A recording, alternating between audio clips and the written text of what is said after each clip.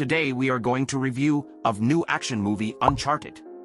After years of speculation and setbacks, on a road that includes a terrific, albeit incomplete, fan film project, Uncharted finally makes its way onto the big screen with massive expectations, and an abundance of fans ready to burn it at the stake. If it so much as gets Sully's facial features wrong, so does it succeed? That's a complicated question to answer fairly. Ruben Fleischer's Uncharted is a film that, much like Tom Holland's young Nathan Drake in the opening sequence, hangs in the balance. It isn't quite the natural successor to the Nathan Fillion starring short film from 2018 and will likely leave many die-hard fans of the franchise feeling frustrated with its characterization and plot. It also isn't quite the buddy action comedy by committee that modern Hollywood has churned out in various incarnations. Uncharted manages to find the smallest of spaces in between these two descriptions, while the fan film had the genuine cinematic fingerprints of the video games. This feature film substitutes those qualities for a deeper focus on comedy and chemistry,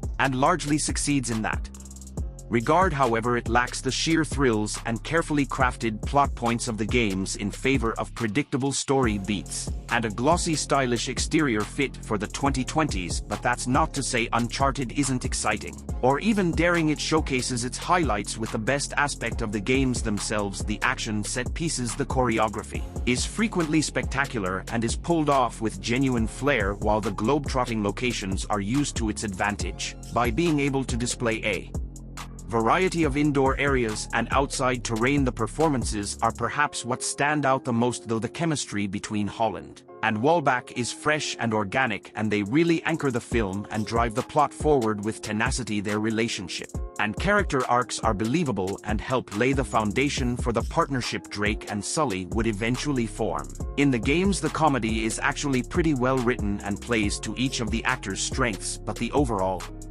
pacing of the film can feel cluttered and awkward, especially with Antonio Banderas' crew, as the conflict and setup between our heroes and villains can feel slightly disjointed. The glaring issue here is it's glossy and stylish to a fault. The raw, gritty essence of Nolan North's tenure is watered down in order to make way for a movie star-led action adventure that sees soars between a buddy comedy and an old-school treasure hunt. Uncharted is Sony's latest to exhibit what can happen by trying to please too many demographics. You slowly but surely lose the soul of the story you're meant to be telling. Maybe the entire idea of telling the story of a young Nathan Drake just doesn't work, and that Sony should have focused on adapting A Thief's End instead. The cynic in me reminds you that the inevitable sequel wouldn't have been possible if that route had been chosen. Ultimately, the fan film is more successful in transporting the suspense, pathos, and texture of the game franchise than its big screen counterpart, but Holland and Wahlberg's partnership as well as the action set pieces help lift this film to respectable heights, hopefully opening this world up to a new generation of fans. The answer to my initial question, does it succeed? Yes, in many ways, just not in the way you want it to. I love old school adventure films,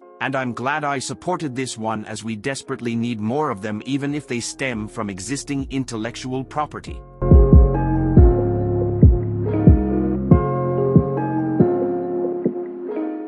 If we want to get the gold, we're gonna have to trust each other. Let's find some parachutes. What? You know a better way to jump out of a plane? Oh God! Uncharted. I hope you like my review about this movie. If you likes it, then please subscribe our channel and hit the bell icon for more updates and review. Thanks for watching.